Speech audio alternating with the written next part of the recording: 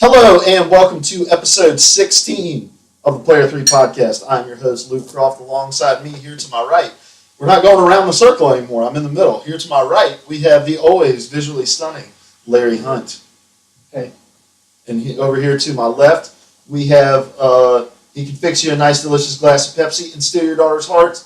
Ladies and gentlemen, Doug Martin. I'm still waiting on you to allow me to take a bath halfway through the podcast. Only if it's on the podcast. Only if we can put it on the live stream and somehow push it to our listeners who are listening to this in MP3 format. I'm strangely all right with that. All right. And then to his left, to my far left, we have Benjamin D. Hankins. The D stands for welcome back. Welcome back, buddy. Is there a welcome back? Is there a D at all in any of that? Awesome. See how long it takes him to figure that out. Thank you. I'm very happy to be back. Dude, we missed you. Yeah, I miss Larry too. I know, Larry wasn't here last week. The podcast last week was a lot of fun, though, with Dizzy. Dizzy's our producer now. He's checking on the live stream comments. Was it a lot of fun with us gone? Yes, it was incredibly fun. I've never had more fun in my whole entire life. You know what, Luke? You're going to miss me when I'm gone. Did the live stream cut out? No. All right, we are the Player 3 podcast. We get together every Monday to talk about the thing that we all love the most of all things, video games. My wife might be watching this. Yeah. The thing that Larry loves second to all things, video games. The thing that Larry loves second to all things. Because his wife video games his daughter, right? Is that it? More or less. And you can follow us on iTunes, on Stitcher, Podbean, all of those different podcast services, and you will get this on Tuesdays. It's great. But we're also live streaming this on Twitch, on twitch.tv/LodgerBlackman. We will be creating an account strictly for our podcast that we will be available on next week. So just comment along if you're watching right now. Ask questions. Our producer, Dizzy, that's already his nickname, Cooper, will push the good questions along to us. How are we doing, fellas? Is that a comment from Dizzy that says, "What's up, Jerry"? No, that's a comment from Les that says, "What's up, Jerry?" Don't pay attention to the comments, though. This is what got us in trouble live streaming on the PlayStation. No more comment watching. I know. All right. How are we doing? Good. I'm glad to be back. We are very glad to have you back because Larry really, really missed the songs, the jingles. You did? That's a lie. You did? Well, I will have him back. Well, that's a lie! That felt like some kind of 80s. Felt like AC/DC. I actually liked that one. You didn't You have like that one? you didn't have big enough hair for it. Not enough perm going. Start growing. I have the biggest hair. You're leaning out of the shot, Larry. Everybody wants to see the always visually stunning. Oh, Is this better? You were very heavy. All right. What are you trying to say? I'm just kidding. Hey. All right. What? When should I rein in my comments on last week's podcast? I don't know. Go ahead. What were your thoughts on last week's podcast? Last week's podcast. I'm glad you brought up that I Holy crap! He's got like stuff written. What? Yeah. Check this out. Live stream. He's got stuff written. You can't That's read it. not all That's about You slow. can't see it. You can't see it. That's not all last week. Oh, okay. Coffee. Coffee. Oh yeah, that's there. You'll see. Okay. First off, I'm glad you brought up that I hated you in college because I hated you in college. Okay. Yeah. That's At very first, and then we grew to love one another. It was fun. I enjoyed hearing that. Coup de grace is French for diversity, which is an old. Wait, no. An old wooden It's ship. an old wooden ship used in the Civil War. Actually, a coup de grace is what you use to put someone who is mortally wounded out of their misery. So I use it absolutely correctly. Pound it. I don't remember Bam. what was the context in which I you used it. have no idea. My goal today is I to don't use coup de either. grace in as many inappropriate ways as possible. You will succeed. Okay, Don't worry. got it. And third, I didn't get to play Evolve, and I'm real sad about it. Don't But be. Do you feel like you played it after listening to us talk about it? no, because I think I would have enjoyed it. Because it seems like you guys didn't enjoy Left 4 Dead very much either. And What I played of Left 4 Dead, I enjoyed. okay. But Evolve just seemed like it would have gotten repetitive after. Like, it doesn't seem like it's worth $60. It's the same. I enjoyed Left 4 Dead for the first few times that I played, and after a while, doing the same mission over and over again. Did you get into the multiplayer any? No, I never did. Okay, that's what made that game. But it was the same way where if you got dropped in with a bunch of randoms. Yeah. In fact, I'm usually not one to troll. But in Left 4 Dead, it was a lot of fun to just drop into a game and throw yourself off of a ledge.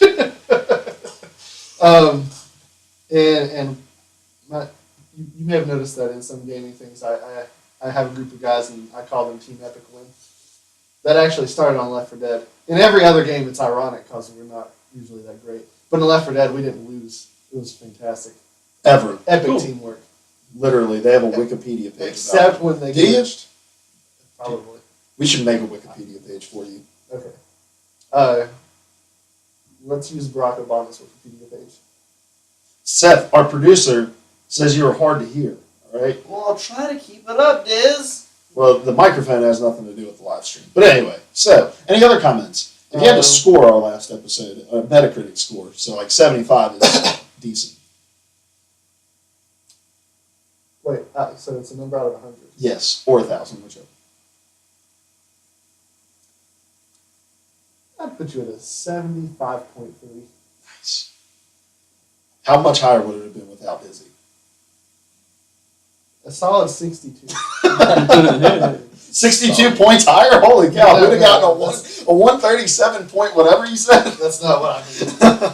I want to say a little bit about Evolve from last week's episode, and then I will not say anything. Well, first of all, did you listen to last week's I episode? did listen to last How'd you week's feel episode. about it? I enjoyed it. Tell us how awesome we are, Ben. It was good. I think it was really good. I think Desi did an awesome job. I think him filling in was great. I think it was nothing really felt lax in what was going on. I thought the conversation was good. I thought everything was just really I good. thought it was just a real good coup de grace. You know? I got really excited. I thought the Peter Crow was just very There was appropriate. plenty of coup. There was plenty of gra.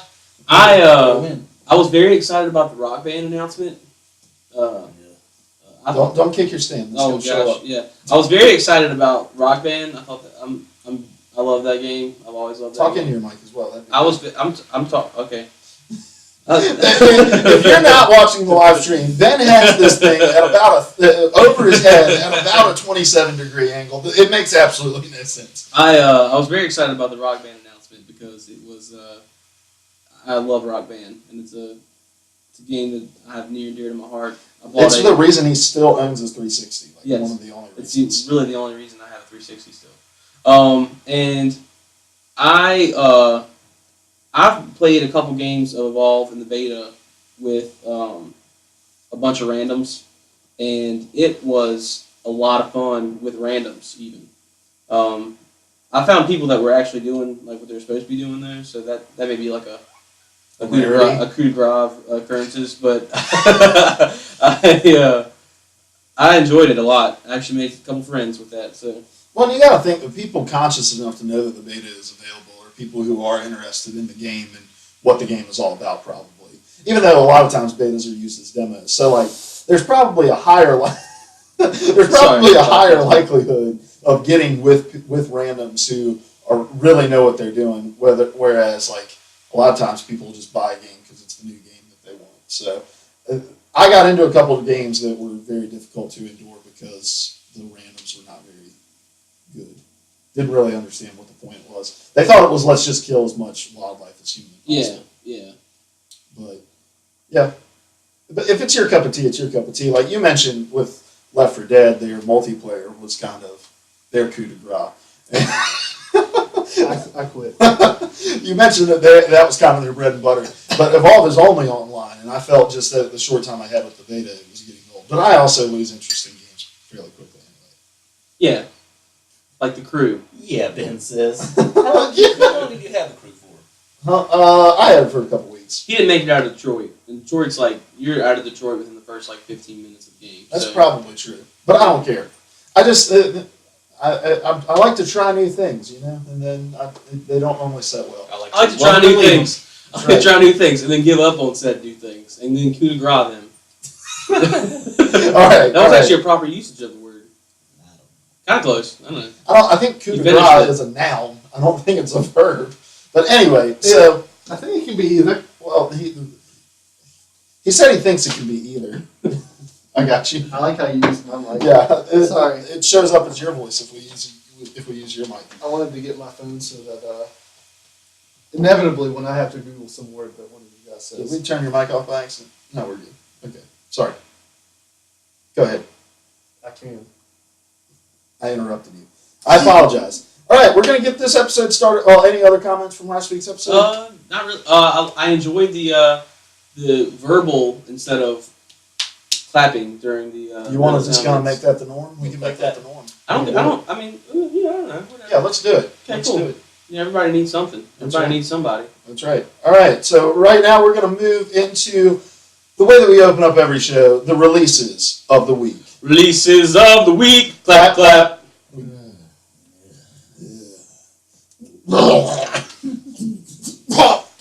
And for those of you who like the old way, releases of the week. It's interesting because Larry was spit up on It's a true. very brief time ago. Yeah, it's still on your shoulder here, dude. It's pretty It's tasty. a snack for later. Ugh, gross.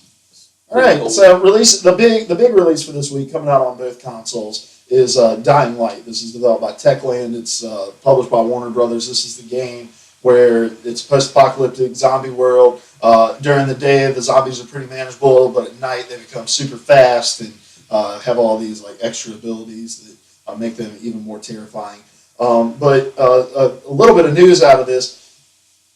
Pretty much everywhere except for the USA, the physical release of this game has been delayed, which I don't know if they just didn't understand like the physical, like the way that whole process works. I can't see them being unaware of that. But if you live in Europe, Australia, I think most of Asia or at least Southeast Asia and the Middle East, you're not going to be able to pick this game up physically this week. You're going to have to wait basically a whole entire month. It will be available digitally in all of those places, but it'll be available physically and digitally here stateside. But as kind of an apology for that, for those who pre-order, I believe, you will receive 2 DLC packs, the Cuisine. Actually, no, I think this is just to anybody who purchases it. You'll get Cuisine and the Cargo Ultimate Survivor bundle. And That then, include us? I'm not positive. I had the same question. Oh, sorry, I didn't mean to No, step on your funk. you talked first. Don't Okay. apologize. Hey, step on your phone, but it's great. I I don't didn't mean to coup de grace you. I don't want to give false information, but I feel like it did. Our producer Dizzy will check that out for us. We'll just hand that over to him. But then the other big news coming out of this game is that Techland has decided to make the Be a Zombie mode that was at first hidden behind the wall of a pre-order, decided to make that available to anyone who purchases the game. Free at last. Yeah. Smart move. I was reading the comments on one of their posts earlier today when they were really pushing the pre-order thing, and there was a lot of opposition to the pre-order in the comment thread. A lot of people wait till the game comes out, try it out, and then buy it. So lots of people are in the same boat we are. If we're done buying broken games, you've got to prove yourself, and that makes me happy. On the one hand, this is an incredibly intelligent move from Techland because that mode was going to be dead in the water if the only people that could play it were the people who pre-ordered it, because you continue to segment the people that are interested in it, because not only is it just those who pre-ordered, but it's those who are pre-ordered who would also be interested in a Be a Zombie mode. So this widens that. But then on the other hand, like if you went out and pre-ordered this game in the last 2 weeks simply for this mode, I guess you start to feel a little bitter about that. But I guess you wouldn't pre-order it just for that mode if you weren't interested in the game as a whole. So I take back. Good move by Techland. I think it was the only move available for Techland because, like you said, people are not wanting to pre-order these games. Any game. And by the way, if you head on over to player3podcast.com, there's a 3,000 word write-up from us about why you shouldn't pre-order and what we can do as a gaming consumer to kind of curb the botched releases that have kind of flooded. But outside of the news of this game, Dying Light, I think we've talked about it a little bit. There's a couple of us here, I think, that are interested. I know you're interested in it because it comes from the same guys who did the Dead Island series. Oh yeah, and I love those games. I love zombies. I love free running, and this could be a dream game for me. So I'm excited to try it out. And you mentioned you may. Yeah, I'm like on the fence about it. I mean, it seems cool. There's only a few things that kind of make me a little sketch about it. Like Dead Island got kind of boring for me in the middle stages of that game, so I'm hoping this won't be one of those things where it just feels really like it feels like they don't have a lot of stuff in the middle. They just make the beginning really awesome and the end really awesome, and the middle just kind of like left. You gotta like work your way through it. But everything I've seen, it's like pre-game footage and stuff, just looks awesome still. And I'm wondering how open the choices you make are, because I'm hearing that's a big thing, and like improving weapons and things like that. Like I wonder how far the weapon tree goes, how many different kind of zombies there are, that kind of stuff. Yeah, I think I don't know if I mentioned this on the podcast or if this was just a conversation that we had, but the whole premise of at least the beginning of the game seems pretty cookie cutter to me. The whole like you're thrown into this group, you need this group to survive, but they need to see that you have something valuable you can bring to the group, and so that just seems overplayed. Like do this to prove your worth within this group. Like I said, just kind of cookie cutter. Basically, the beginning of Dead Island. Basically, yeah. I made that connection. Which scares me, because if it's from the same people who made Dead Island, is it going to be Dead Island just running through on buildings? I mean, I feel like it probably will be, which is why I'm excited, Yeah. but also why you should be wary. Yeah, the parkour stuff looks awesome, and it looks like really anything is available to like it. The parkour thing makes an open world like an ultra open world because you have a free range of movement just to anywhere. So that adds a cool element, and the whole idea that like nighttime becomes exponentially more dangerous than daytime seems cool to me. This was a game that caught my interest at the very beginning when I saw stuff about it, but then as time went on, it started to kind of lose its luster. I think the last time we talked about it was when they released the first 15 minutes of gameplay, and it looks cool, but it also looks very Dead Island-y, and yeah. which I guess is okay. But the two points you mentioned at the beginning, they like that's the big like drawing points for me right now. It's just the parkour looks awesome. Like you can go anywhere you want to go, jump in any door, any window, or whatever. It looks like just makes it hugely open. And then the whole aspect of just I don't know, just running around in general and having to worry about like how long I've been out, when is it going to be nighttime, that kind of thing. Just seems really still that's what's drawing me to it. It's just because I'll probably end up getting this game. I've got quite a bit of gift card money left, so I'll probably end up scooping it up and trying it out for a while, at least within the window of being able to return it. Yeah. Well, again, before you go out and spend that money, just read up about it. I encourage people at the stage that games are in right now, the state that they've been released in, like just kind of take a wait and see approach. You don't have to wait long, but and I'm not telling you how to live your life, Ben. I just Oh no! at this point it's I don't plan kind on of getting it tomorrow. I don't plan on getting it tomorrow. Well, if you get it this week, come on next week. Tell us about Yeah, it sure. because you're not getting it this week. No. So, all right. Also releasing this week on both consoles is the episodic adventure game from Don't Nod Studios called Life is Strange. And we're going to be talking about Don't Nod here later on. And then releasing on Xbox One, we have the puzzle game Unmechanical Extended. This is from Teotl Studios and Grip Games. Basically, you're playing as this helicopter and you're solving different puzzles and exploring this world. Go ahead. You don't have to raise your hand. You are a helicopter? Yes. Like Thomas the Tank Engine? I believe so. Yes. Okay. This is for 3-year-olds. I don't know. Doubt it. Is it a more mature, bloodier Thomas the Tank It Engine? is, I don't think it's bloody at all. I Does think your it's, helicopter have I think it's rockets? just a puzzle game. And you're asking a lot of questions that you could be asking Could Teotl. it be made bloody? Can't anything. Moving on. Anyway, moving on.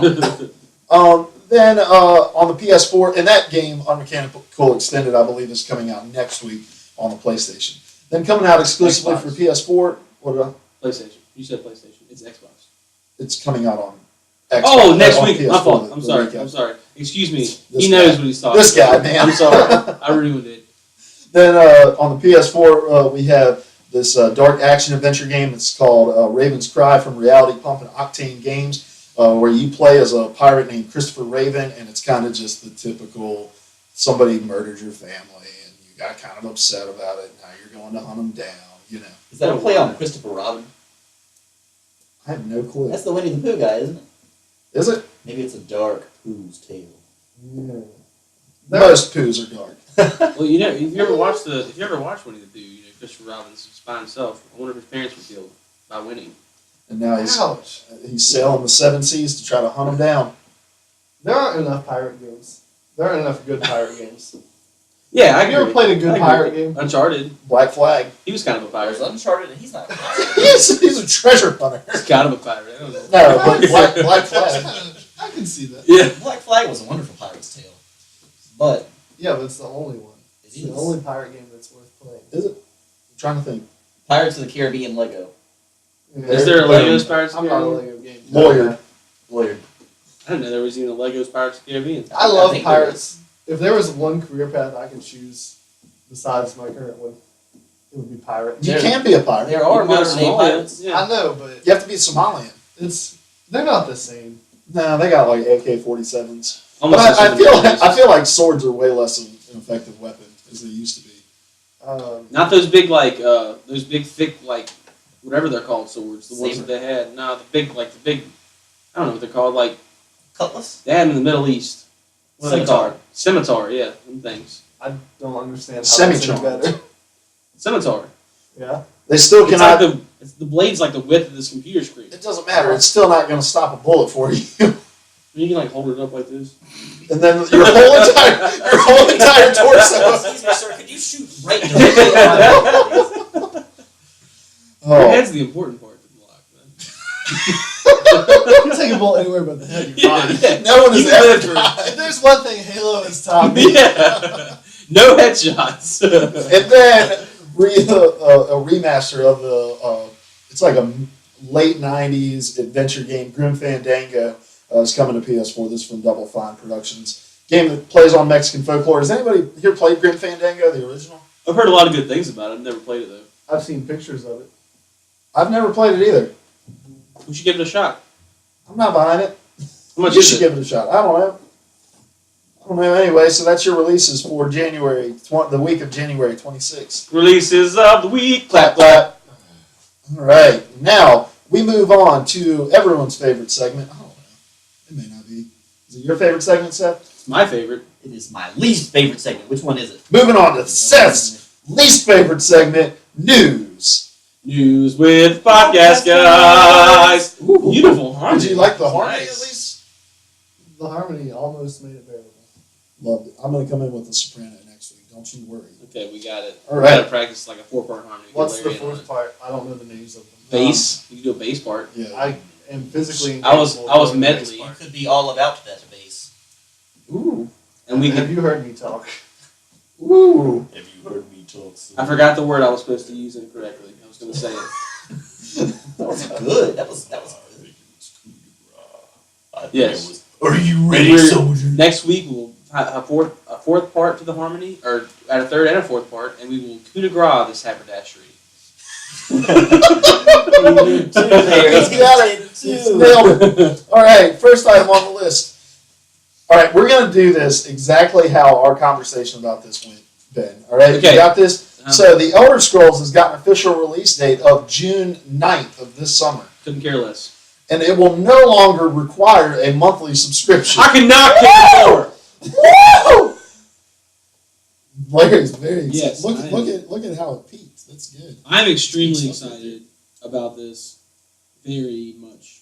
I'm not a big Elder Scrolls fan. I know you have wasted a lot of your life, Ben. You have Yes. wasted a lot of your life, Larry. And Seth, I know you've wasted at least a portion of your life. I Almost have, didn't- but I'm not really excited about it. All right, let's start there. Let's throw a little wet blanket on the party. I'm just not a big MMO guy in the traditional sense. Elder Scrolls might be a little different in some aspects. I haven't researched it too much, but I've never really been drawn to things like WoW or Star Wars. Destiny. Well, I love Destiny, but that's HMO, half MO. I too dislike MMOs, but I love Elder Scrolls. The most of so, which being Destiny. yeah. Yeah. So, I don't know. As long as I can still control my character the same. What I hate about MMOs is that it's like all chance and I click a button and watch my guy do stuff. As long as I'm doing the stuff and if I screw up, it's all on me.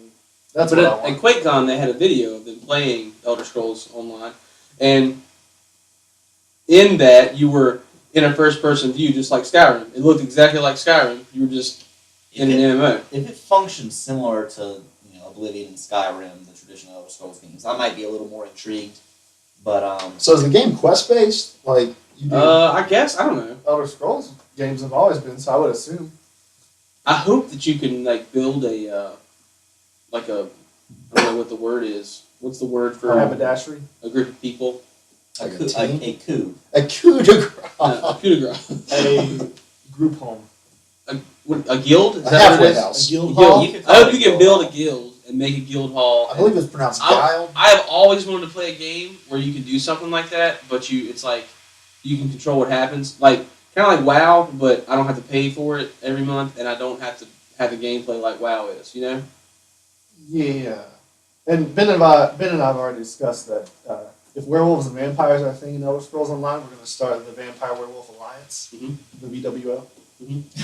So, Gosh. wait, Wait, VWO. hey. Hey. Hey, yeah, So if you'd like- if you'd the like to- Alliance. If you'd like to join the VWA when Elder Scrolls Online launches on June 9th, Email us at player3podcast@gmail.com. yes, I got you, buddy. thank you.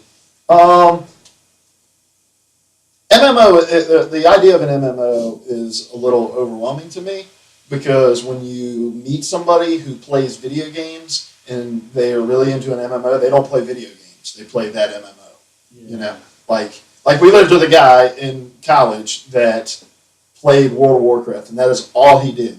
He considered himself a gamer, and he is a gamer, but all of his gaming experience was with World of Warcraft. And I just feel like anytime you want to jump into something like a Elder Scrolls or a World of Warcraft, that's all your video gaming time is going to be dedicated to. I wonder how much of that, though, is driven by the subscription fees. Like, if I'm paying money on a monthly basis for a game, That's true. I'm gonna play the game I'm paying to play. So, See, I will probably be. I don't know. I'll probably be consumed quite a bit by Elder Scrolls, but I always need a game that I can back off from, you know, and kind of take a break from.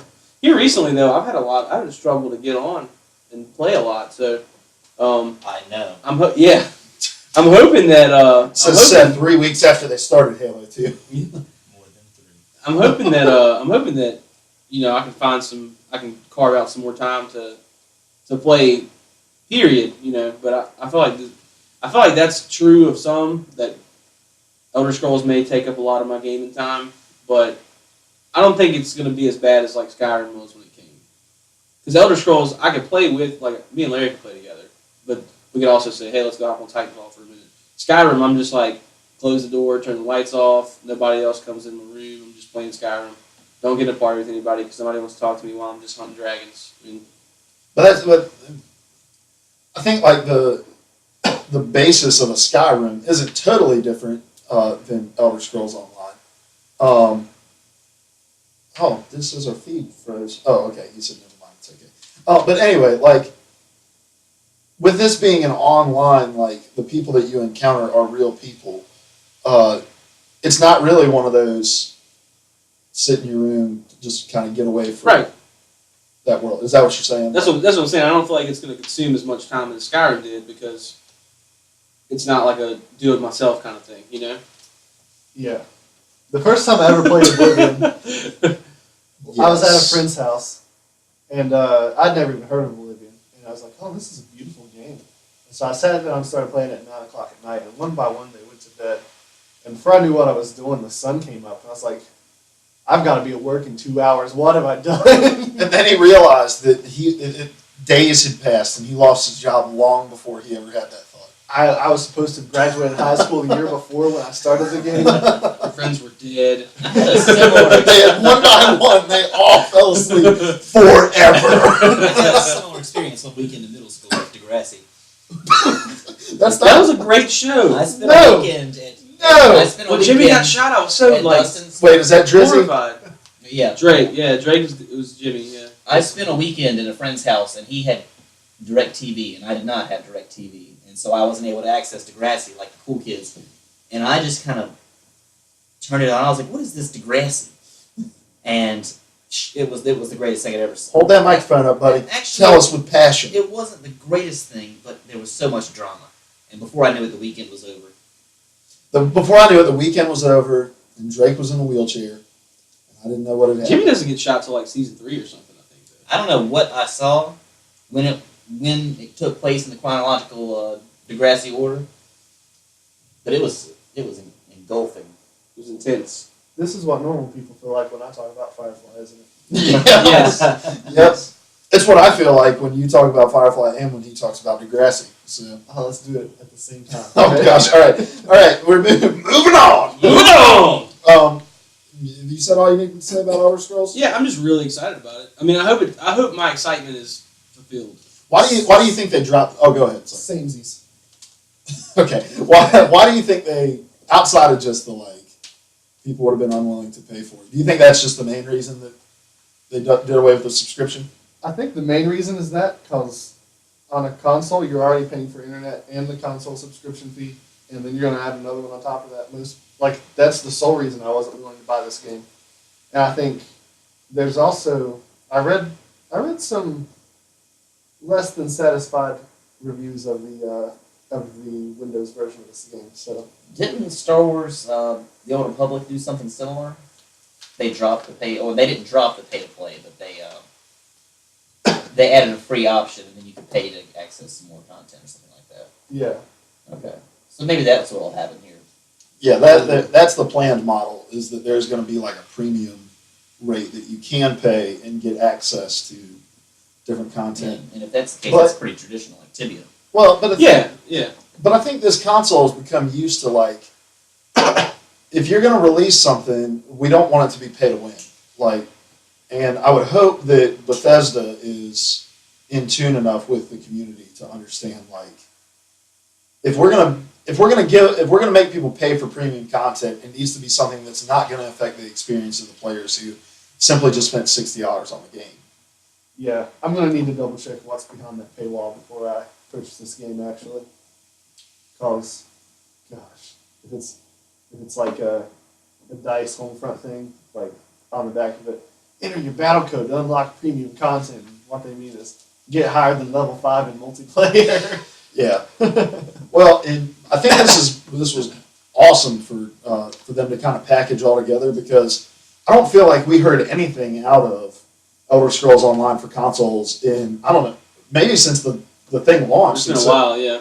Maybe I think the last time we heard about it was maybe a year ago, saying it was going to be delayed, because it was supposed to come out last summer, right? It came out last summer for PC, and I thought they were supposed to go together. Yeah. But that was really the last time. So everyone's like, so is this project dead? There was a lot of speculation that they had just kind of abandoned it. And weren't gonna. And so for them to come out and say, hey, we are, this is the release date, and not only is this the release date, but it's also the release date that's coming without a subscription fee as well.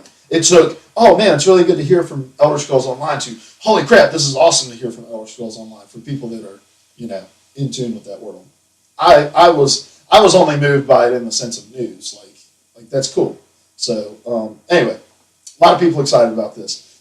Next big announcement for this past week was Windows 10 was announced for all Microsoft devices, all Windows devices. And Xbox One will be receiving Windows 10 update in the future. Phil Spencer talked about how there will be an update here, soon-ish, where the Windows 8 kernel will be replaced by the Windows 10 kernel, and then they'll be able to just kind of add different features to it as time rolls forward. But some big things came out of this, and we're going to wildly speculate about one of them later on. We're making wild speculation, a brand new segment, Larry. I like it. That's my favorite thing to do. So, some of the big things about this, it is going to have DirectX 12 support. I wasn't positive about what this was, and I was kind of trying to read up on what were some of the effects, but basically what this is going to do is it's going to allow some processes, and I don't know if this is all it does or if this is just part, but it's going to allow some processes to be moved from the CPU to the GPU and allow developers to use more CPU in the running of the game rather than trying to run back-end stuff. So that'll be cool. And then you'll also be able to stream your Xbox One to other Windows 10 devices in an in-home network. They haven't announced out-of-network streaming, but I feel like it's only a matter of time. So you'll be able to, if you have a Surface Pro tablet or a PC that is running Windows 10, you'll be able to play your games on that streaming from your Xbox. So that's pretty cool. They also announced some cross-platform play between Microsoft, between Xbox and PC users, starting with the new Fable Legends game. They showed some demos of PC players playing with Xbox One players. Let's stop there first. Well, is there anything else? Did I miss anything? Cortana. Oh, Cortana will be making her way to Xbox One, and then you won't have to be lonely no more. You're going to fall in love with Cortana. This is the future. I wish they would get Halo Cortana's voice actress to do the voice for Windows Cortana. Did they not? It's like It's a generic fairly voice. similar, isn't it? If I'm not mistaken. It's better than Siri. From what I've heard of it, it sounds very, very similar, if not the same person. But I'm not sure. I'm not 100% positive on that. But well, you guys have at least got a chance to check out some of the links about Windows 10. Anything you're really excited? Well, and they also announced HoloLens, which is what we're going to be wildly speculating on later. This is their augmented reality headset, not virtual reality, augmented reality. Anything stick out to you guys with the Windows 10 announcement, or anything you guys want to kind of expand upon? I like the streaming idea. We only have one TV, so my wife could watch stuff while I play stuff. That's exciting. Do you have another Microsoft device? Yes. Yeah, he's got a PC. Oh, okay. What? I'm staunchly anti-Mac. So. I got yeah. You're running Linux right now. What? Oh. You have a Windows partition, right? Yeah. What Windows do you have? Well, I have to replace it, so hey, might as well just go big, right? Well, the thing is that if you have Windows 7 or Windows 8, you get Windows 10 for free. So Really? Well, Yeah. I have Windows 7, so. you'll be able to upgrade. If you upgrade within the year of its release, you'll be able to get Windows 10 for free. If there was ever a time for me to get a Surface Pro tab, this is the time. I've thought the same thing. This is kind of the one area that Microsoft did not have any competition with PlayStation on. You know, PlayStation has the Vita. They're going to be having the Xperia tablets and phones that you'll be able to remote play to. And so if they can get this to where not only can I play in-home in my network, but also when I'm traveling and out of town, that'll be awesome. So I'm excited about that as well. Anything else that you wanted to mention? I see Ben being very happy about Fable Legends. It just expands on the people you can play against. Oh yeah, I guess that's true. Yeah, You're the big Fable guy, aren't you? yeah. I do enjoy Fable. It made me a little upset though. I watched. They had a trailer on Xbox for it. I guess it was this week, and the way they explained the multiplayer is, it's like Evolve.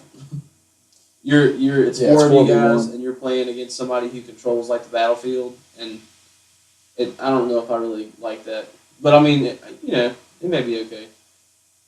Controlling the battlefield sounds different than fighting one big monster. It's not. Yeah, I mean, they send things at you, and they can like control what Just comes similar at in you. that it's 4v1. Yeah, yeah. Okay. I think there are very few styles of multiplayer though that will be able to work with like a cross-platform play. You don't want to play shooters against somebody who's playing mouse and keyboard when you're playing controller. You know, it's more accurate to play with mouse and keyboard. Yeah. And so, like, I don't feel like you'll ever see Halo as cross-platform play because it's an unfair advantage. I ain't scared. I know you're not scared, but there's no denying it's an advantage to play mouse and keyboard. You're looking at me like you disagree. You sound like one of them PC master. I'm not a PC master race. It just, I mean, like physiologically, it makes sense. It's just- it's more accurate for me to click with something with a mouse than try to use a joystick. I guess it depends on how bad you suck with a joystick. Oh my gosh! All right, I'm going to divert my attention to this side of the table. I like being here because now I can look away from the people I disagree with. I'll answer. I guess I'll answer that statement. The way I am with OS stuff, like which I know this isn't, it's not iOS. I just use the abbreviation OS for everything. But the way I am with like the way I am with operating systems like Windows 10, I don't really care anything about it until I use it. I have to get in and see what it does before I'm all pumped about it. Like when you mentioned this to me, I was really excited about the hologlass, but other than that, I was like, okay, I'll just wait and see. I'm kind of that way, I guess, just to see Can you unlock that door real quick? Sorry. Oh yeah. It was unlocked. Oh, sorry. I'm just kind of what it can do. I can't just read what it can do. I've got to feel it out and see what happens. So, because I'm illiterate. Well, and gosh, the truth is so much more funnier than things are made up. But anyway, as little as I understand the DirectX 12 thing, if it frees up processing power for developers to use, it almost makes the stuff that we've argued about with the PS4 almost moot if it can kind of narrow the computing power gap in the two. So that's pretty exciting to me. Cortana's very exciting to me. Remote Play is very exciting to me. And then they haven't even announced everything. Like Xbox One just had a very small snippet of the time to talk about Windows 10. Like it was more so dedicated to the other devices and what it was going to allow them to do. And so I'm interested to see what else they are going to announce about Windows 10 for Xbox, exclusively. And all this is, I don't know, we're in a weird situation because right now PlayStation has a way better selection of console exclusives. But in my opinion, the features of the Xbox are getting to the point where it just completely dwarfs what the PS4 has to offer. But yeah, we'll see. I'm still a very avid PS4 fan. Well, see, the Xbox, I understand what you're saying because I love my Xbox. It has a lot of really cool functions that the PS4 can't do, but my PS4 tends to work a lot better than my Xbox with the party chats and a lot of the time just getting in and playing with people is a lot easier on the PS4. And you know what else is a very high, which I didn't think it was going to be, but it's turned out to be a very high competing factor for me, even though I have both consoles. PlayStation Now is awesome.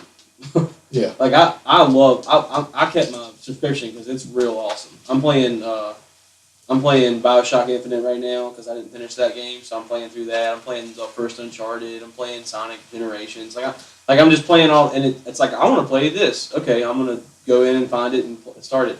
And if Xbox could come up with a counter to that, that'd be awesome. I don't know if there's a way they can really right now, but I think it requires a lot of infrastructure that the Gaikai stuff did the legwork for before Sony brought it out. Oh, I'm not saying that Sony put a lot of work in. Oh no, what I'm saying is just like Xbox One won't be able to immediately compete with that. Right, but that's a huge competing point for me with, and I don't know if that's exactly what we got on that topic, but not to get us sidetracked anymore. But I think that's a awesome addition that PlayStation's added. Do you think with Windows 10, well, I guess this is kind of a two-part question.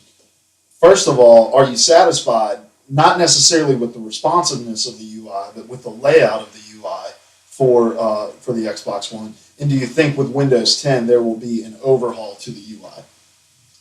I love the UI on the Xbox. As far as that competition we're talking about between the PS4 and the Xbone, the Xbox blows the PS4 out of the water.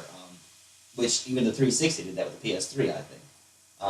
But it's just in terms of functionality that it really struggles. Hopefully, Windows 10 will solve a lot of those problems. But again, my faith is shaken in just about everything that happens in the video game world right now. Well, I mean, like Xbox UI it's a slightly updated UI, and I feel like PlayStation's UI is a slightly updated UI. Like they talked about so many grand changes they were going to make.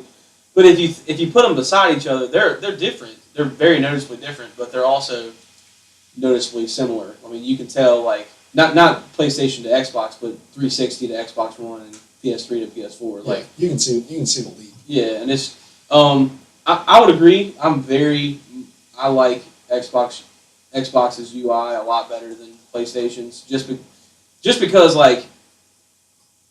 I love the jumping in and out of stuff, and like if I jump out of something, it's I can still see it's there. It's kind of cool to me. It just goes to that little minimize screen kind of thing, and I can still run around and do stuff. I love the snap thing. The snap's really awesome to me. The only thing I wish I could do more is make like a file that has just my games that are on the main page instead of having to go into my games. And You can pin them to your home screen. is there a way to like organize the pins though? Or they just cycle like earliest? Well, I think what you can do is if you want to reorder them, if there isn't a way to just manually do it, you can unpin something and then repin it to send it to the back. Yeah, that's true, I guess. Like I think it pins in the order that you choose for it to, that you selected for it to pin. Not Yeah. necessarily. And that's a mini thing. I mean, that's just something I would like to see, but Yeah, which I would love to see how long the Blade UI was around for the 360 before they updated to the tiles. I felt like it was a long time. I'm It was pretty sure more a than couple of years. I was about to say it was more than 18 months. Like Yeah. and I know when they changed it from the Blade UI to the Tile UI, I was angry. And then I started using the Tile UI, and I was like, "This is awesome." it's crazy how many people still, not just like nostalgically love, but really love the Blade. And if they'd have made it cleaner without like all the different hues of colors and the weird looking like gray gradient blades, but made it just super simple, I could see that it could have been a lasting UI. And I can also see the tile stuff, but what I'm not really hoping for a huge overhaul, but really more of a customization kind of thing. Like, especially as I move more and more into the digital world of buying games digitally, I don't want that like play disc slot always there. Like let me take that off. Let me hide. I'm sorry, Microsoft. I'm never renting anything from Microsoft Video. Mm-hmm. It's just not going to happen. I don't want that column or there. music. Yeah, like let me remove that as well. So customization is more important than a complete overhaul of the UI, and then obviously responsiveness to it. Like it's not very responsive. Like last night, I tried to snap an achievement that I got, and it took. I'm not kidding. It took 3 minutes for it to pop Yeah. up. That particular app is, I don't like it at all. The achievements, where you Yeah. go to look at your achievements. You can't launch anything but a snap. If you try to launch that app, it opens it in a snap window, and you have to move it to full screen. That's the dumbest way. Well, there's several things like I think a lot of apps are like a lot of like the just base foundational like I don't can you open up Friends full screen or does it go? You can open that full screen. Okay. I don't think you could at first. And it drives me crazy because I'll exit a game all the way and forget about that and go to open achievements, see what I did for the night, and then okay, it's starting Titanfall back up. I just wasted 20 seconds of my life. Yeah. Yeah. I don't. I mean, is there a way to see like the icons? Do they have achievement icons anymore, or is it just pictures? Or do Like they used to have like emblems for Little the achievements. thumbnails. They used to have Oh. thumbnails, but now they've switched over to those pictures, which I prefer. I do That too might just be a matter because of opinion. well, and I prefer those because you can set your achievement picture to be your background as well. Yeah. So like I've got a bunch of Halo backgrounds I can cycle through if I choose so. The new preview update, I don't think you guys have gotten it yet, but makes the tiles transparent too, so you can really see not transparent but translucent. Mm-hmm. So you can really see your background image as well, which I think is really cool. But there's also nowhere to select to make them solid again if you wanted them to be. Yeah. Like Xbox and PlayStation, they're both severely lacking in customization of the UI. But They're pulling an Apple. but again, I'm more confident that Xbox will be, keeping up and updating their UI because PS3, the entire generation of PS3, the UI was just terrible. like ugly, bad. And I understood that they wanted it to kind of like span all of their like PSP, PS Vita, all that stuff, like kind of be universal, but it was just hideous on console. So I'm more confident that Xbox One will be able to keep up. But we spent a ton of time on that, and we are at 50 minutes, and we got a lot more to go. But luckily, we have a ton of room on Podbean as well, so we got space to fit a big show this week. Here we go. Next item on the list: Borderlands 2 and Borderlands the Pre-Sequel are coming to PS4 and Xbox One March 24th in a bundle called Borderlands: The Handsome Collection. And So the bundle will be available for, I believe, $60. But then they have a collector's edition that's going to feature, oh crap, I just forgot the character's name. Claptrap, an RC, and a remote control Claptrap for the low price of $400. Are That's you a kidding deal. me? That's a deal. I'm not kidding you at all. And some bozo is going to go out and buy Is it like a life size Claptrap? If you have pre-ordered the $400 collector's edition of this Borderlands The Handsome Collection, email us so that we can openly ridicule you on the podcast. Yes. Player3podcast@gmail.com. I mean- Include your real name and address, and we will get people to send you snail mail. Maybe a photo. Gosh, Seriously, is it like a life size Claptrap? Because I may buy it. Here we go. All right, Ben. All right, Ben. Ridiculous. We just got an email from Ben Hankins. We just got a verbal email. Oh my god! No, I would never spend that kind of money on a game. But is it a life size Claptrap? I have no idea what size it is. It doesn't matter. Yeah, it matters. If it's like a little mini RC Claptrap, then there's no no, way no, it's worth it. Claptrap. But if it's like a life size Claptrap, that's maybe worth $400. Are you kidding me? I just Man. want a game. Not for me. I'm just saying for the consumer, for the modern day consumer. You are a modern day consumer, and that is not worth it. I don't care if that thing can make me a sandwich and bring it to me. I'm not spending $400 on a. You know what the biggest crap? You would not buy a robot for $400 that can make you a sandwich and bring it to you. You know I what? would spend $400 on a robot that No. can make me a What sandwich. I'm about to go on a rant about something here. All right.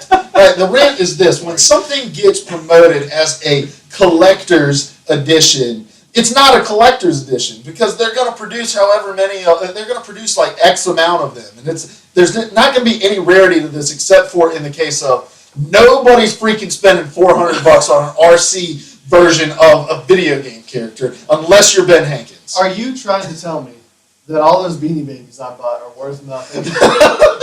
That was the classic example. Beanie Babies were produced and marketed for the sole purpose of these are going to be worth something one day. But when you have 400 million of them in circulation, they are worthless. Yeah. Do I'm not lie buying to this. me. I think I just had an aneurysm. I'm not going to buy this this collector's edition. There's no way. There's no possible way. Unless it can make you sandwich. Unless it can make me a sandwich and bring it to me. If it can make, I'll spend $400 on a robot that is semi-intelligent that can make a sandwich and bring it to me. I will not spend $400 on a robot that can make me a sandwich if it is being marketed as a collector's edition. I'm not playing into that hand.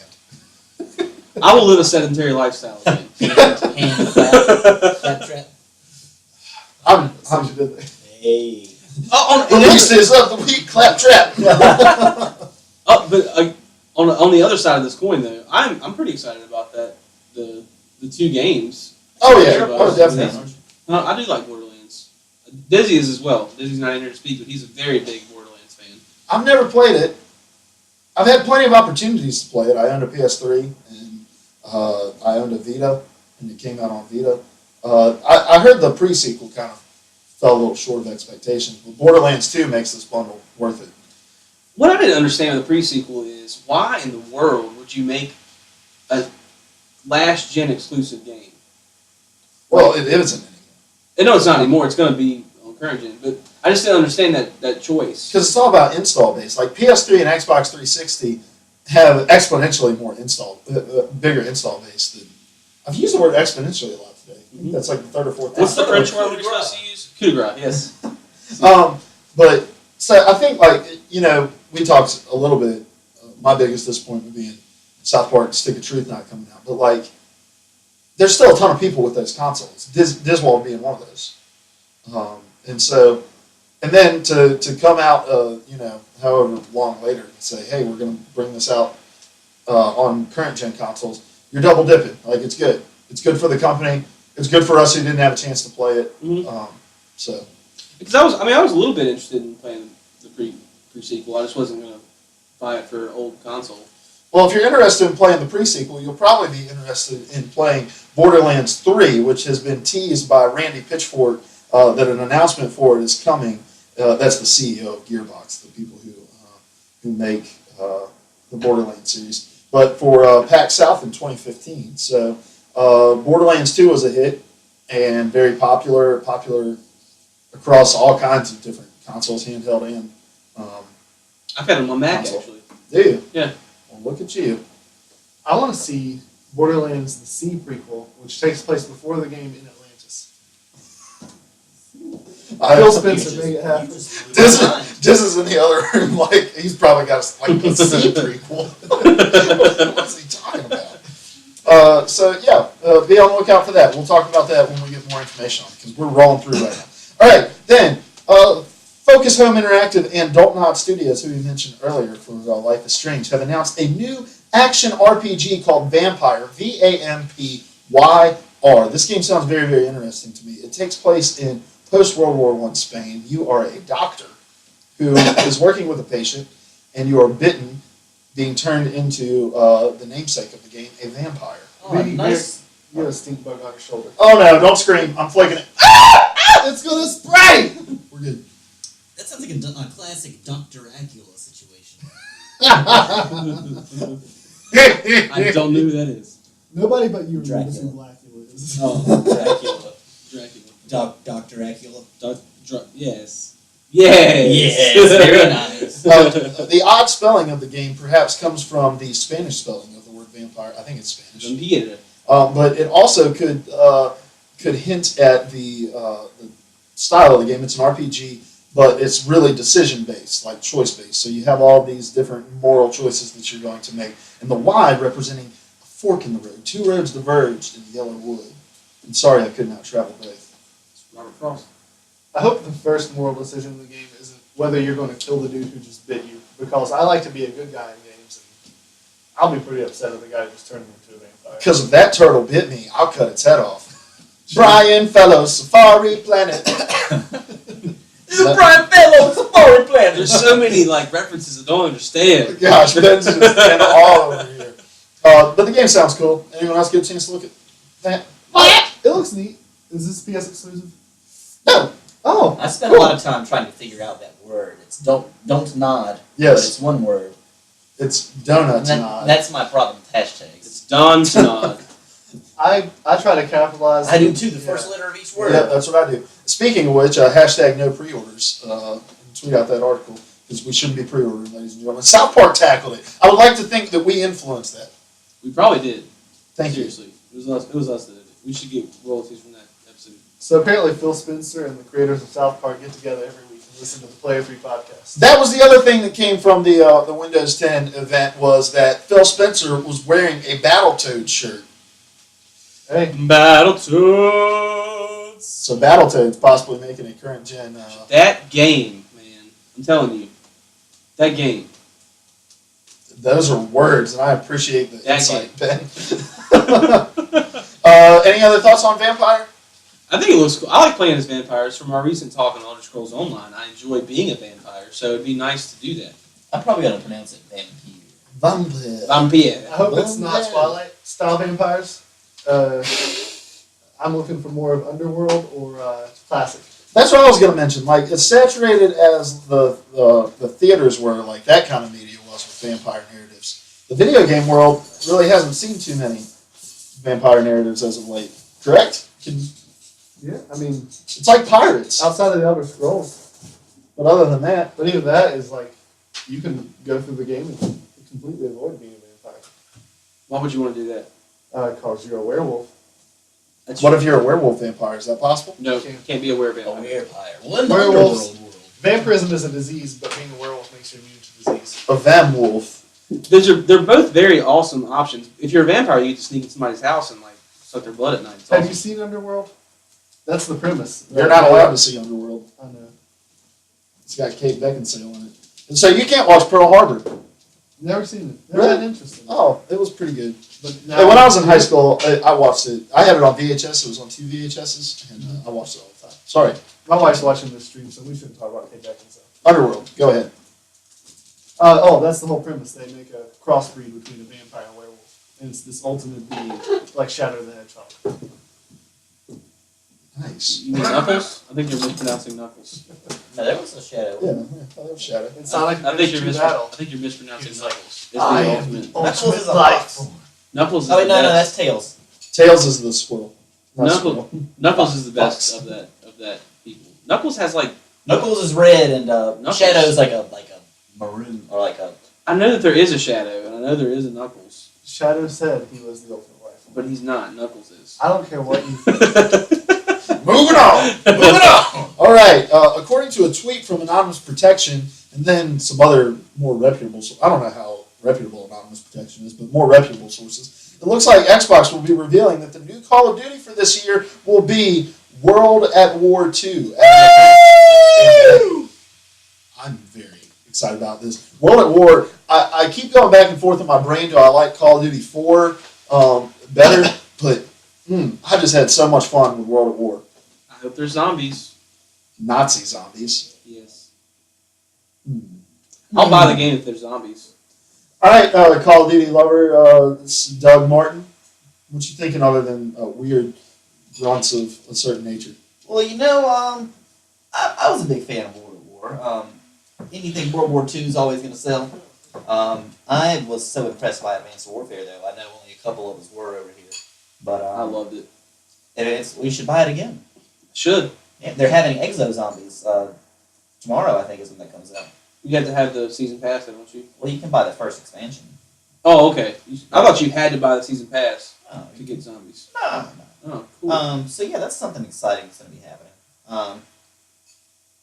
But I don't know. I'm not a huge Call of Duty lover. I just play all the games because I'm a sucker. Yeah, Was there any mention about Treyarch being involved with this one? I think this is Treyarch's year. It's their year. I mean, 'Cause that's- they- And Treyarch did the first World War. Yeah. I think so. I didn't know enough at the time. I was too childish in business, Yeah, not savvy. I was how old was I when? I don't know when World War came. High school. I was about 18, maybe. Okay, yeah, I You thought were it, 19. I thought it was my freshman year because we played. Me and my roommate at the time played a ton. So I'm excited about this. You know what's funny is that when World at War came out, it was kind of at the end of a holy crap, we're getting so sick of World War II games. Because all the previous Call of Duties have been World Yeah. War II. Well, and you also had like Medal of Honor was World War II at the time, and so like there were other games out there. But now this got announced, and everyone's like, "Holy crap, we're going back to World War Well, II!" it's because it really the first Modern Warfare, Call of Duty 4, what we mentioned earlier, really changed the way that first-person shooters worked since Halo first arrived. Combat Evolved was part of the title. I've got to put my mouth real close to that. Yeah, there you go, sultry. All right, we'll keep going with this. That's a big line. Yeah, that's what we need. That's what we're looking for. All right. So, Advanced Warfare really changed things up. Like that sprinting ability, I remember when I first played. It was great, and that's a part of every game, from Destiny to whatever else the kids are playing Halo. these days. Halo even took on to it. It took them a while, but they did. It did, and now it's a staple of Halo. But yeah, I think that really revamped shooting, first-person shooters, and since they were able to go back to World War II as a theme and make it interesting for once. You know the best part about the first World War was how graphic it was when you stepped on a bouncing Betty, That's true. and you just lost both your legs or some sort of limb. That was awesome. We haven't really seen that kind of carnage since. No. You can't cut the gift factory owner off. What? No one knew what you just said. Gift factory. Gift Factory? Gib. The GIMP? Gib Factory. I don't know what it's actually called. That's Well, obviously. That's what it was called. The option was called, I think. Wasn't it Gift Factory? I believe it was Coupe de Grace. Coup de grace. Coup de Gracie. Is that what that Drizzy means? got the money. Giving grace? Is that what that means? You're gracefully putting them All in right, the here we go. Moving on. Moving on. I'm excited about World of War. Are you? I am. You're not a big Me. Call of Duty guy. Yeah. We have a whole zombie party. One more note about the World of War series. The best map on World of War was the one where it was like on the beach and you were running through those huts and it was nighttime. Yeah. That was There was a jungle map that I really enjoyed. I don't know about jungle. It might be that same map. Was it the one where you had to shoot the guys out of the trees? Yeah, that Yeah. one. Yeah, that one was crazy. Because you get that flamethrower and someone would drop down out of a tree and Destruction. we eating barbecue tonight. Delicious. we barbecuing Nazis. That's the only weapon I use in Call of Duty when I can, is a flamethrower, because it makes A, it makes everybody online really mad, and B, I always, you know how you can like make your emblem into whatever you want, crafty enough. Yeah. I always made Trogdor the Burninator on the side of my gun. Consummate beast, consummate. My dad fell in love. Well, you mentioned odd weapons that you like to use. My dad fell in love with one of my former roommates named Jacob Savage. Shout out Jacob Savage. Because he came home with me one weekend and we were playing. I don't know. It was one of the Modern Warfares. And he was walking around with the riot shield the whole time, and my dad thought that was the funniest thing in the universe. That he was just like pummeling people with the riot shield. It was awesome. We used to play as a hall after we moved off of Second West. I was so glad you were gone. But Stuart Large and I we'd play the one where you had to like take the bomb and blow up the objective or whatever. And Stuart Large and I would each get a riot shield with the explosive shield thing and just like entirely block off one of the ways to get into the bomb. People would get so mad. It was great. Gosh. This is getting me excited about World at War. Not that they're going to have that, but hopefully they'll have a flamethrower. Hopefully they have a riot shield that throws flames. Even better. Moving on. All right. Next item on the list, the Order 1886 has gone gold. It is set for a release in February. Is anyone surprised? Did you look up the actual date? It is February 20th. Okay, awesome. You're welcome. What? I said, is anyone surprised that it's going gold? Hey, grab. Hey, Ben, you remember every other episode where you've done something crazy? And remember the day before the podcast where you apparently But I'm made the wild exact card. same mistake. I'm the wild card there. Hey, grab that outlet real quick. Just put your hand on it. I'm gonna dump this coffee in there. I was supposed to be the guy who makes the crazy stuff happen. Me and you are the two looking at picking up this game stuff and getting this podcast back on track. Back on track, baby. Bacon! This is one of those PlayStation exclusives that I'm really excited for, and I think again really sets the PlayStation apart. I've heard some kind of mixed reviews on the gameplay itself, but it just looks so interesting, and you don't really see a lot of steampunk. Sorry about your mic. You don't really see a lot of steampunk in video gaming right now, except for maybe that steampunk Exo you can pay $3 for in Advanced Warfare.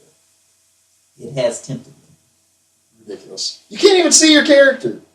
I know, right? In hardcore mode, I found out you don't even see, like, your customization doesn't factor in. When don't Seth play. plays, you can't even see his character Well, because I'm so fast. because you're dead before you even know. Grease lightning. Bacon! Ben uses Ben uses the phrase showpiece a lot when he talks about games that are coming to these consoles that like you can just kind of pop in and impress your friends with. Yeah. The Order is going to be that game. And what turned me off before was that it seems like it's going to be like an 8, 10, 12-hour campaign and that's it.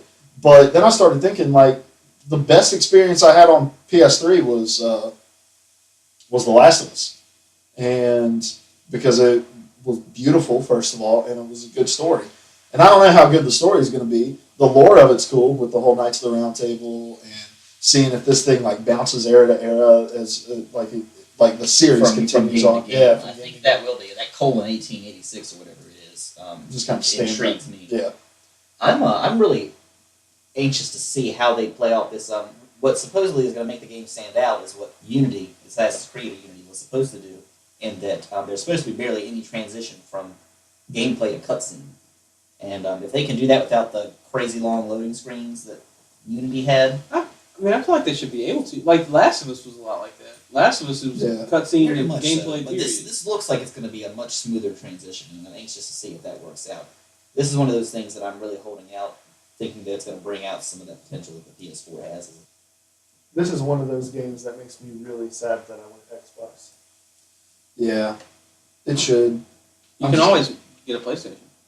You can't. Hey, if anyone listening would like to buy Larry a PlayStation, email me at player3podcast@gmail.com. Or Just, his sell, baby. just sell that baby that you Yeah, have. you can buy his baby. If you're thinking of dropping $400 on a claptrap robot, let me recommend a better use of your money.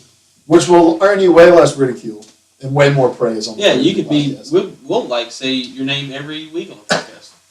Every week. We'll promote whatever you want. We don't care what it is. Yeah, This we're week's episode brought to you by John Thomas. John Thomas, JT.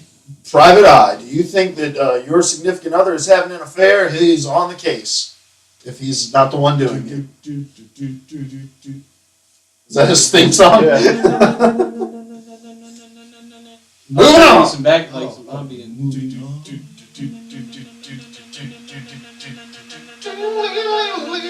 Everyone is turning the podcast. If they've made it this far, they are now making it any further. Okay, Xbox One and PC exclusive platformer Ori and the Blind Forest has received a release date, and it's coming March 11th with a price tag of $20, $19.99 if you want to get particular.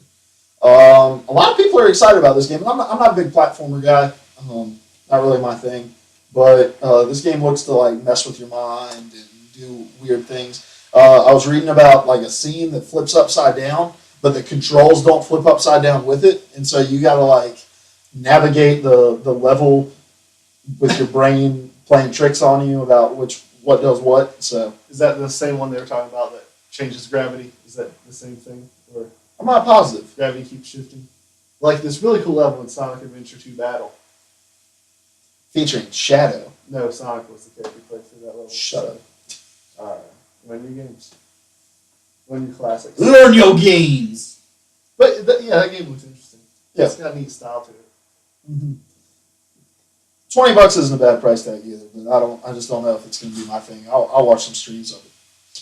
And then lastly, Sony is beginning to compensate users who were affected by the 2011 PSN hack. You can search for the link to file your claim. But basically, if you were affected in any way by it, in the sense of losing connectivity, like if you were a PS3 owner at the time, which I was, they will either give you a free PS3 game or 3 months of PSN, of PS Plus. So that's nice. And then if your identity was stolen, which hopefully it wasn't, but if so, you are actually entitled to somewhere around like $2,500 in compensation. So, Only $2,500? well, I mean, That may cover like half of your I don't know. law bills. I hope that is not only that. Well, I don't think you have to have any law bills when you have your identity stolen. You just have to change your credit cards. And How that much sort of do stuff. you? How much does it cost to buy a new identity? I don't know. I've only had to do it a few times, but it was done by the government for me. Okay. All right, moving on to our newest and I think our favorite segment of anything, the wild speculation. Nail it, somebody. Wild speculation. Did you like that? Larry? Thoughts on? I'm liking this 80s direction, 80s hair metal that Seth is taking things. Yeah. But I still hate the fact that we have jingles. I do too, and I think that's why I love it. I'm gonna jingle all the way, baby. Wild. In wild, theaters this winter, by the way. Wild. What if they did do a remake of Jingle All the Way already? Like they're like Christmas classic Jingle All the Way, starring. They get Arnold Schwarzenegger. I guess they did. It's been like 15 years since that came out. Dude, I love that movie. And the same kid, he's clearly an adult, but he's playing like an 8-year-old. Yeah, It's the exact same movie, just Yeah, all the characters grown up. gosh, make it happen, Phil Spencer. Phil Spencer, make it so. Did you guys like that movie though? Yeah. I love that movie. We watched it every Christmas. That was the one where he's like, get to the chopper. Right? No, Oh, if it bleeds, we can kill it. no. It is not a tumor. That's That one. No, that was That was kindergarten cop. yeah. What was the guy he was? He was trying to be the Oh, action figure. What was it? I don't remember. Stretch Armstrong. He ended up being something. What was it? Turbo Man! If there's an obscure like late 90s, early 2000s reference, Diz is on the case. Who was the villain, Diz? I know you had the dog Astro. The dog Astro was not the villain, but yes, that was the character. Hey, what were we gonna get him to search for us I don't know. earlier? Don't know. I don't remember either, so it probably wasn't. Oh, if that DLC was gonna be available to everybody, we'll just say it was. Wild speculation. Wild speculation. That's too much like random question. I know. Anyway. Hear it again.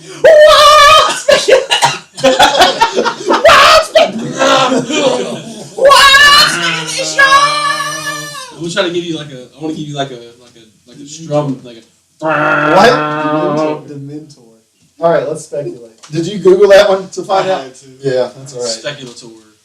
Anyway, wild speculation. So at the Xbox 10 event, they also announced a project called HoloLens, which is not virtual reality, so it's not like Project Morpheus or Oculus Rift. It is augmented reality. So it superimposes things onto your current environment. And some examples that I saw is like there was somebody trying to fix an outlet. This is something that isn't just Xbox One integrated, but just Microsoft integrated. Like fix an outlet, an electrician appears on your wall, walks you through how to do it, tells you, like shows you diagrams of how to do it. There was a guy who was playing Minecraft on his coffee table, like looking at the coffee table playing Minecraft.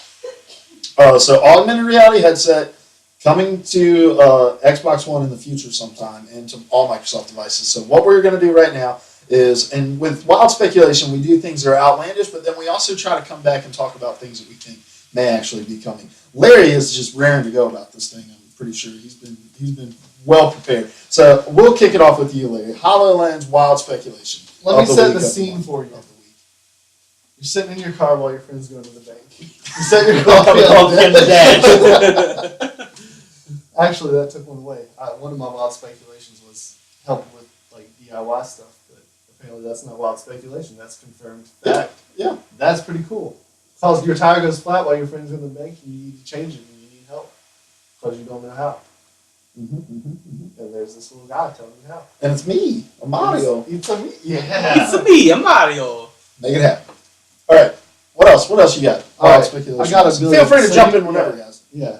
All right. Where's my wild speculation? Okay. So there's this phone app called Zombies Run.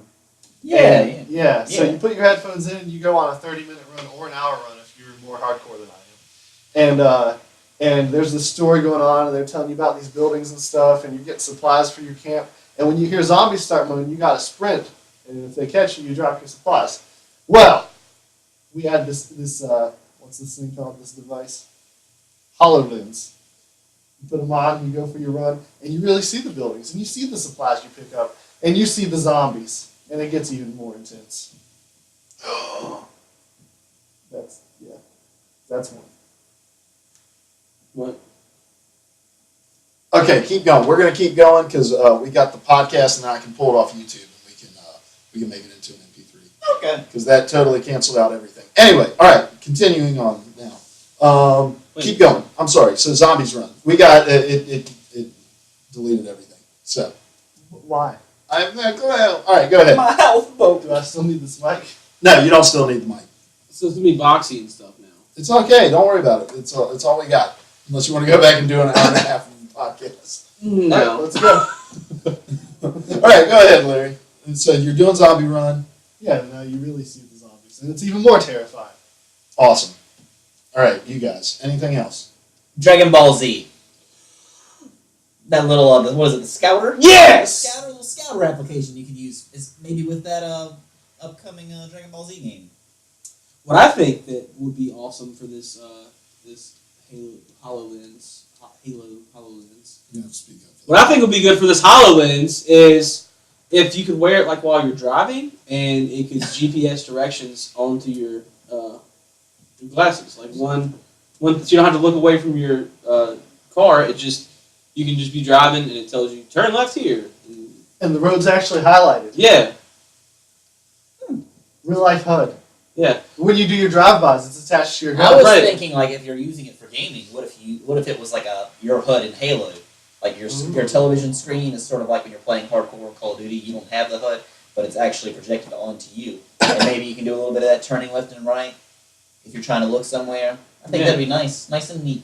My realistic. Well, that was a realistic. I don't really have a crazy thing that I want to see happen. These are just like This technology is so unrealistic. Yeah, that's true. Like any wild speculation could become actual. yeah, like the. Implementation. I was talking to you this week, I guess, about it when we talked about this HoloLens stuff. Of like in Watch Dogs, they had those digital trips you could go on where you could like be. One of them was like aliens coming out of a little portal, and you could use your phone as like the gun, and they just like appeared in the air, and you had to like shoot them, and it was like wave fighting. Was there another one where you were still a person, or were the rest of them like take you out of the stuff? I think one of them was like they were like zombie people chasing you, and you could pick up guns and like shoot the zombie people.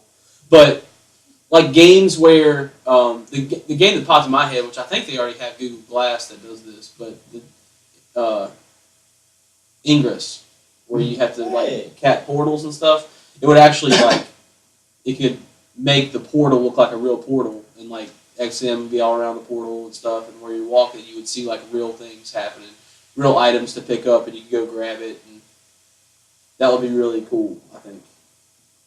For video game integration, you guys remember in the Division trailer, well, gameplay trailer, when they brought the map up and it was on the floor? Mm-hmm. Like, instead of in the game floor, it's like really on your actual floor.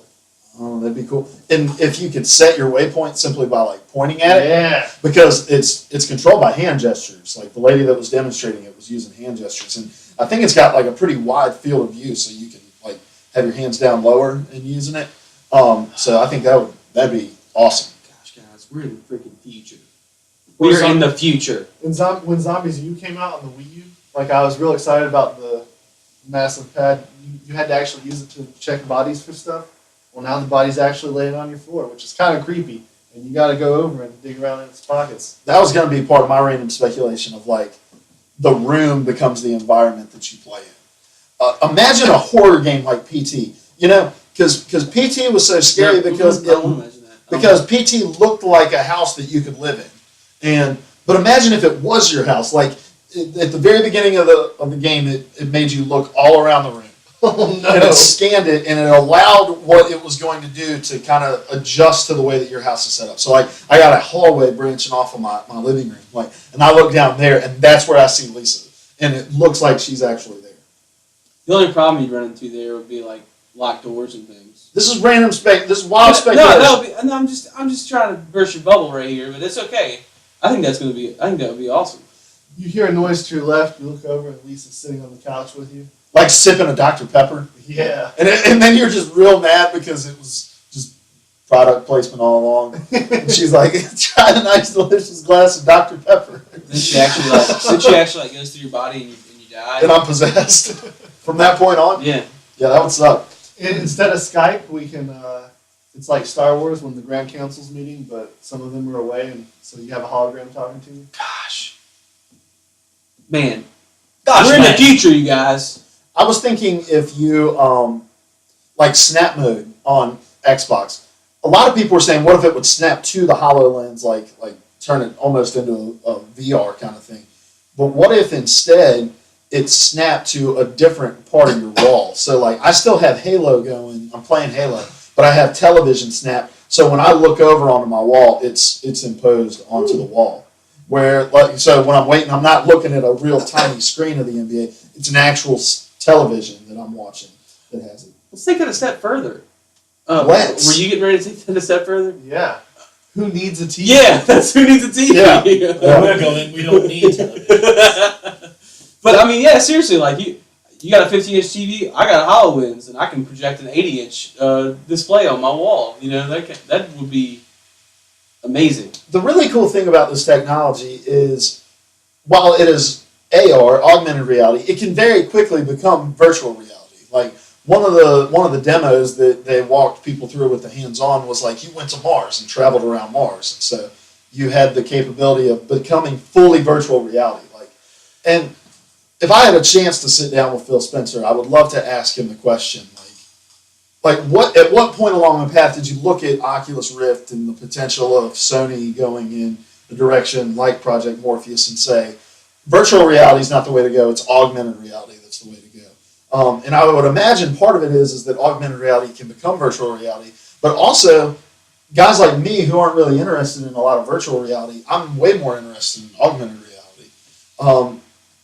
So it's more practical. Like the whole idea of fixing the outlet or of projecting an image onto a wall and being able to snap in that way, in the map stuff on it. Like I don't want my whole gaming experience to be held within the HoloLens itself. But to have portions of it that can allow me to free up screen space is an attractive thought to me. You know what else this does?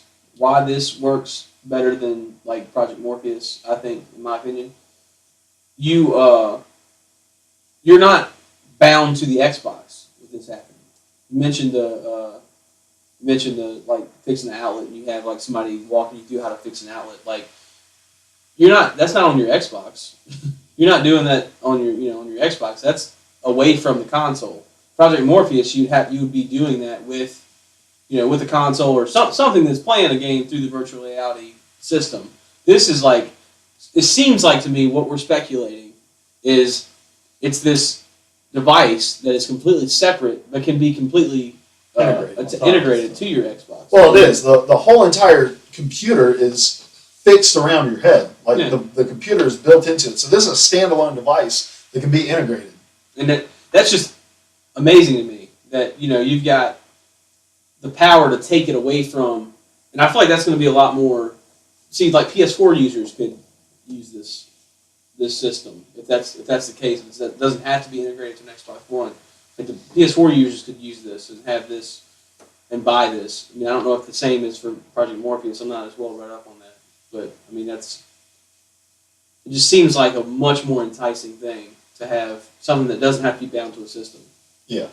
I would be much more prone to use companion apps and things like that, like what we talked about last week with Unity, if they were integrated into the software or hardware, whichever kind of weird.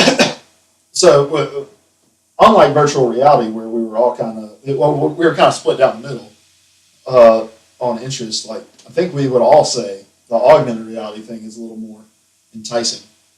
All right, so that was wild speculation. Wild speculation!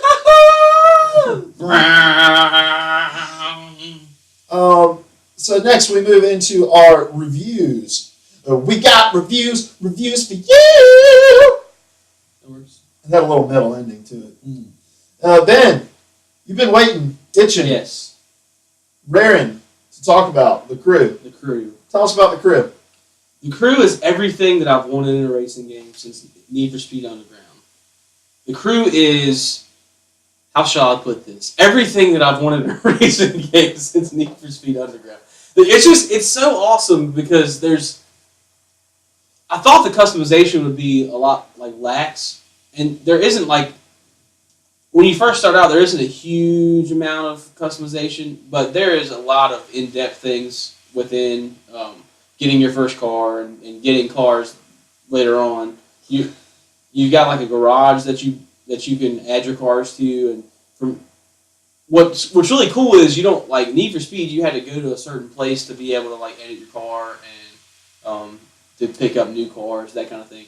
In this, you can press the what's the button that has the two little squares on it on Xbox?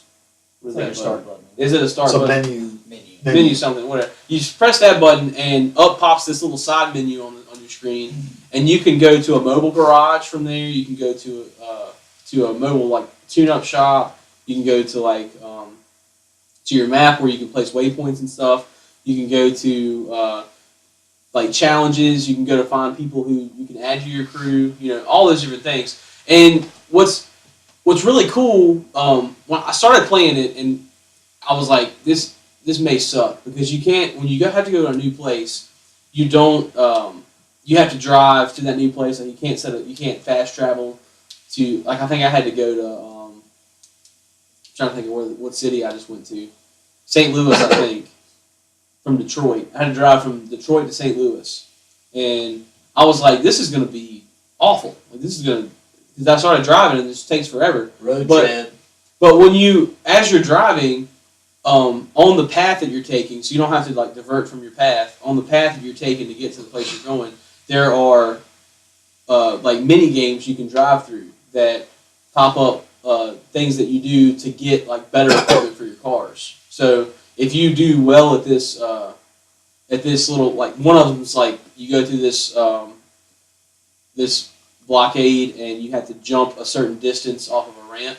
And if you make the distance, depending on if you get bronze, silver, or gold in the jump, you can get a part that's in the same ranking, bronze, silver, or gold part that upgrades your car and makes it awesome. It's just a really fun, really. I get in and I lose track of time sometimes playing it, so it's just a good game, a lot of fun. I really hate that you traded it in. Sad. Sorry, man. It wasn't everything I wanted in a racing game since Need for Speed Underground. Yeah. If I had to give it a rating, I don't know. I'd probably give it an 8 out of 10. Only because Well, I don't know. I'll probably give it a 9 out of 10. Actually, there's not much wrong with it. It can be a little more fluid, like with the character stuff, and it's all in car. You can see who you are, but you can't really like customize who you are and stuff. You just I was happy when I got out of the car. I kind of looked like me, yeah. just like a skinnier version. But the story is kind of cool so far. You're trying to climb the ranks of this racing gang, and they're called 510s, and you're just trying to like make a rep for yourself and stuff. But other than that, it's just a solid game, just good. Yeah, if you have the chance to purchase it and you like racing games, give it a shot. The crew is pretty good. All right, awesome. And we've all had a crack at Halo 2 now, which was the overhauled version of the overhauled edition of Halo that got iteration. That's the word I'm looking for of Halo for this anniversary. Let's start with Larry. It's gorgeous. It's beautiful. Those updated cutscenes are crazy. We've said that already, but even the gameplay, just flipping back and forth, you can see just the dramatic difference in all of that. Yeah, when we were in those pods that were like going underwater, switching back and forth between what was like murky shadows, can't really make out what's what, into the updated version, where you're looking around and it's like old ruins and brick buildings and stuff like that. That was insane. Yeah. At your house. Oh, okay. And yeah, but same great gameplay. I remember. The motion capture really in the cutscenes Mm-hmm. is just incredible. Mm-hmm. It beats out the great CGI from Halo 4's cutscenes just out of the water because it all looks so real, kind of like what you mentioned before about Sergeant Johnson. What do you think looked better, Advanced Warfare's cutscenes or Halo 2 anniversaries? I don't know, dude. There was a point in Advanced Warfare when I was seeing hands and they looked like real hands. I think Halo 2. Well, there's no way to decide for me. I can't make that call. I'd say on Ben is stumped. I'd say on like the interaction. I don't know though, dude, because like the hair that's on the brutes and like just the nastiness of the elites, like just slimy alien, like I don't know, man. It's a hard shot. Advanced Warfare though looked so real it looked fake. In some parts. Have we reached that point in video games? I It's think called we're- the Uncanny Valley. There's this drop off when you're trying to make things look like real people. It hits a point where it gets to a creepy level. Yeah. Is that what it was? Yeah. Kind of. And I never got that feeling with Halo. But Halo still looks amazing. It's just a different kind of amazing. This is kind of like, that's a dude on that table with Advanced Warfare. The updated sound too. I don't I know. was If you going guys, to bring Yeah, that up. it is Yeah. nuts. The Yeah. music they added in and all that. And even The- just and like just the weapons. Yeah, the gun, the sound of the guns. Yeah. the exception being the music when you're flying the Heretics Banshees. Oh yeah. It's Because like, is this an early '90s action? and then you cut out and there's no music at all. It's just the sound of a banshee flying through the air. Yeah, there was one. I can't remember. There was one of the parts we almost ended on, and it was just like the whole entire last half of the mission. I can't remember which one it was, but that got fairly annoying. But outside of those two instances, and one was annoying, one was just out of place, it seemed. But everything else it's a huge upgrade. Yeah. It's cool to see how far we've come in 10 years. And when you cut back and forth in the cutscenes, I didn't realize this. I thought they just played the cutscene as is, updated the graphics, but they even messed with the angles and stuff. And it's really interesting to look at how much more cinematic things have become in the last decade.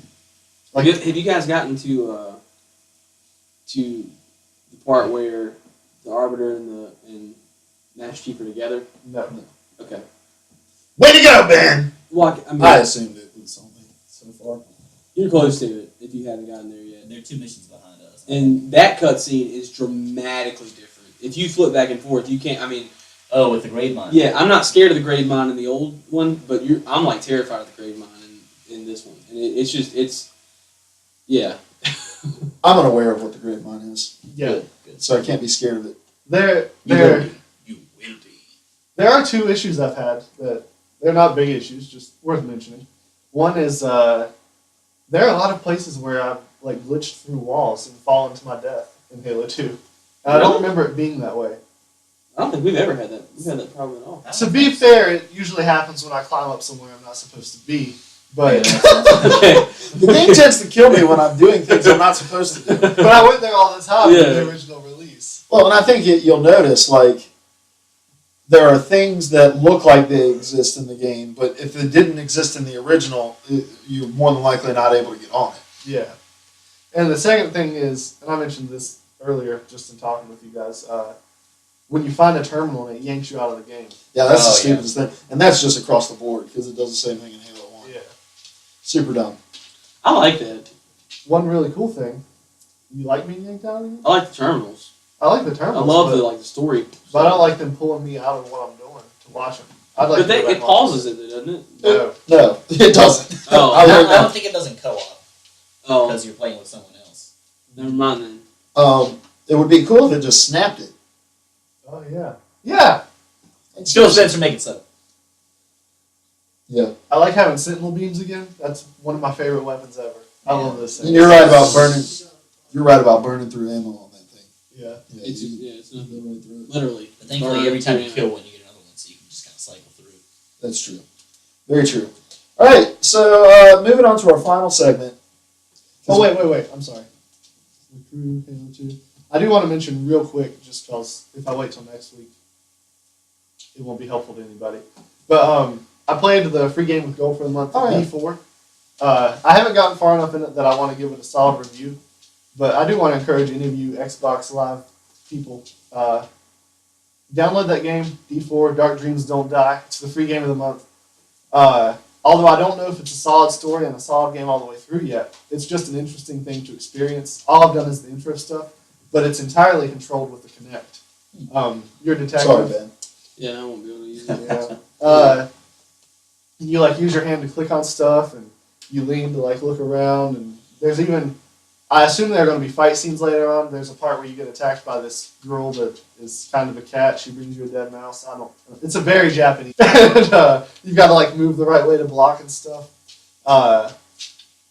And so it's an interesting experience. It's free, so check it out. You don't have anything to lose, even if it winds up not being a great game. It's a cool thing. And it also demonstrated to me that although sometimes I have issues with Kinect picking up my hands and stuff in the menus, but this game had no problem. So it's actually just a menu issue. It's not a Kinect issue. There was not a single part where I was like, bullcrap, that's not what I did. Yeah. Like, it knew what I was doing, so pretty cool. Awesome. Moving on to our last segment, not random speculation. We already did that. Random question of the week. Random question of the week for the month for this week.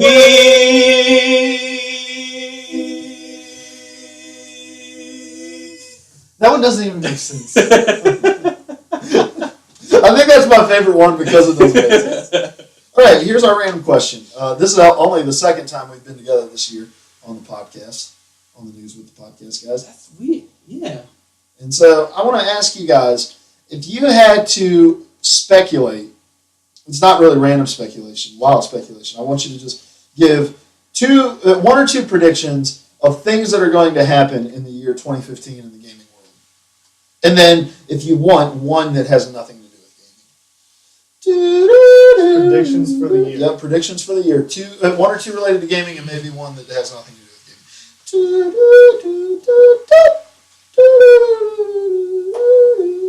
Dude, they have to be serious.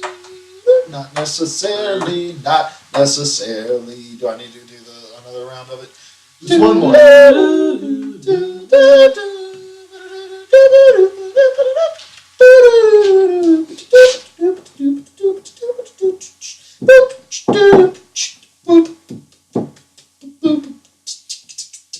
Boom, boom. All right.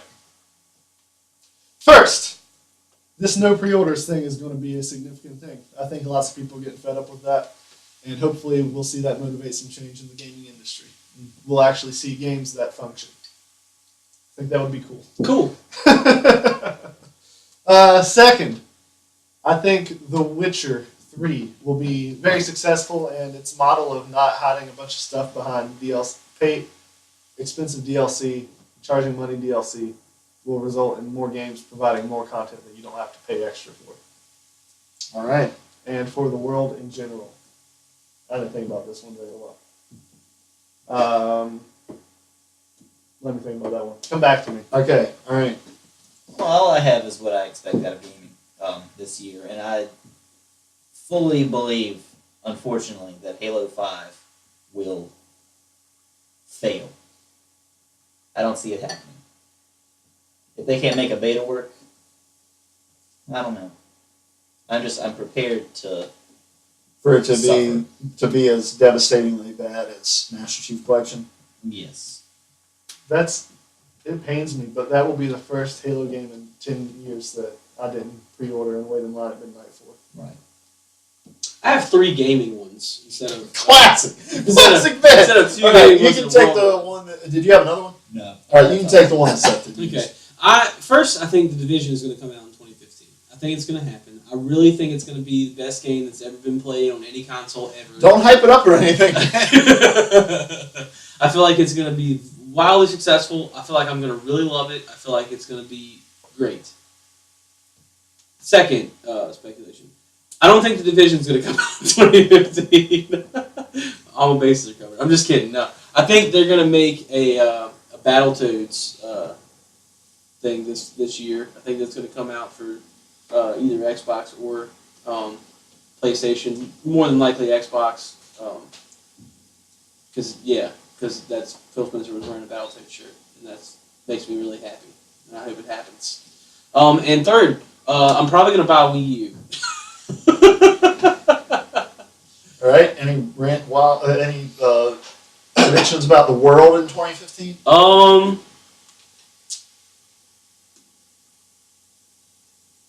Technology is going to become a dominant force in Uganda. All right. Do you have anything about the world? I had one more about the world too. If he's- You Go ahead. You can take sets. Go ahead. Take sets. Larry's going to become a pirate. I like it. All right. You.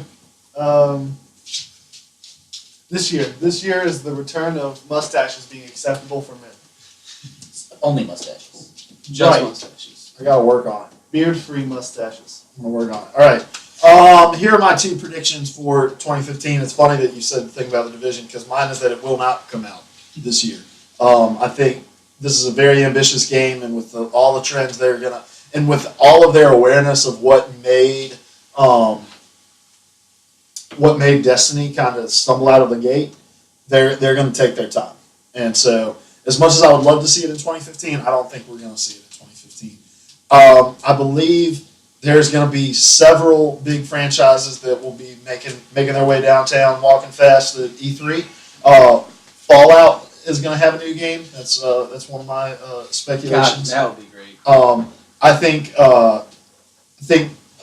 I think they're gonna probably push back Assassin's Creed Battlefield style. It won't be a November release this year. They'll move that back to try to get everything they can out of it.